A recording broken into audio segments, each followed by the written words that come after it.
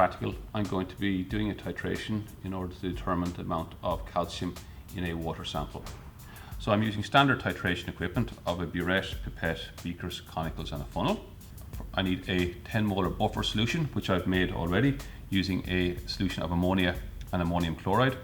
And in the titration, I will also be using a solution of EDTA, a 0.01 molar of EDTA, which I've already produced. The indicator for this reaction is Aerochrome black tea. Before starting the reaction, I'm going to first of all rinse the burette. So leave the tap open, beaker underneath. This is deionized water to rinse out the burette. But before I can use the burette, I also need to rinse the burette with the solution it's going to contain. The EDTA is going to be put into the burette. So here I have my EDTA solution. So once the water is all run out, I will now rinse with my EDTA solution.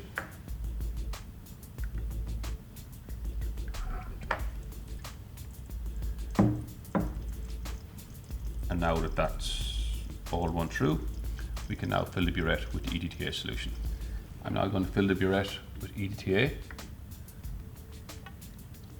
So pour the EDTA to above the 0 point. Remove the funnel before you start the titration.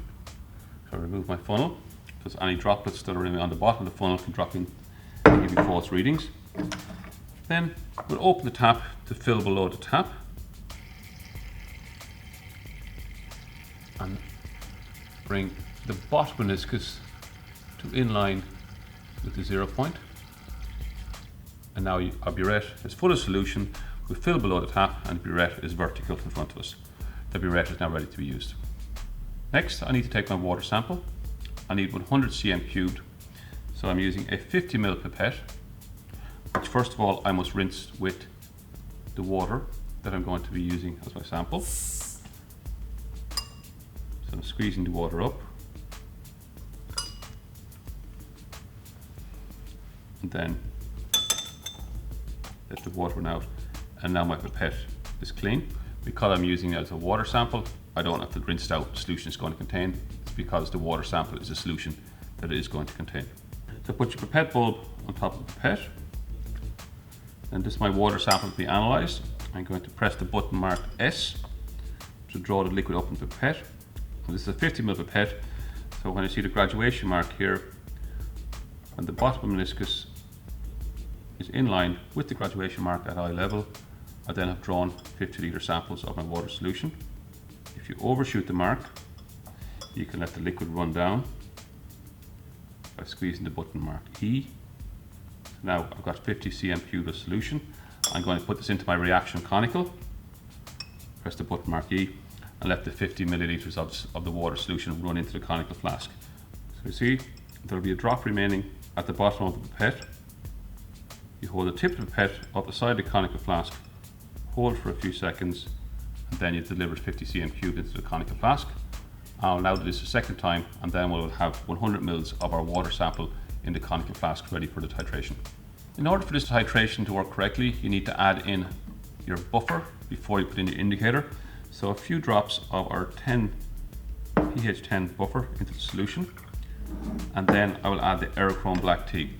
The Aerochrome black tea turns red in the presence of calcium ions. The tiniest amount of a spatula tip is all that's required.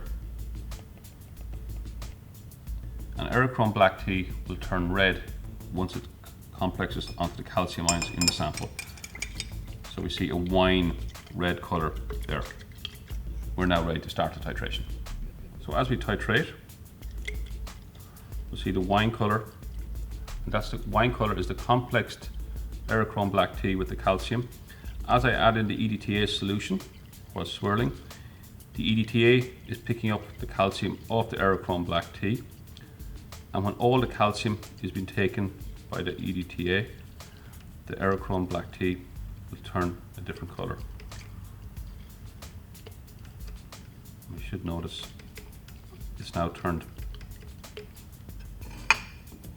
a blue colour.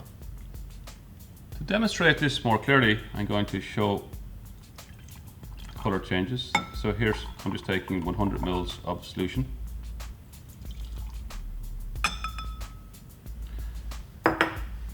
And here I've got a sample of sodium chloride. If I add sodium chloride into my solution, sodium is a +1 metal ion, and we notice no color change. However, if I add calcium chloride, which is what the aerochrome black tea is detecting, so I take a sample of calcium chloride and put it into the solution, you notice the color turning red. That's because we've got an excess of calcium, so the aerochrome black tea complexes this calcium, turning a red color. Since the sodium chloride didn't react with the EDTA or the aerochrome black tea at all, we can actually use this property to great effect.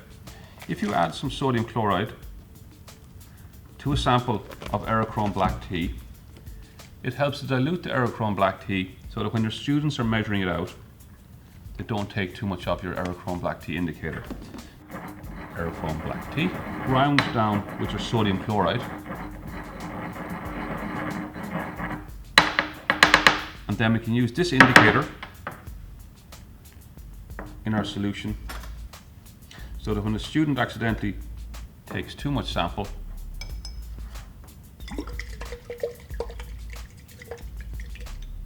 they can still get the correct color change.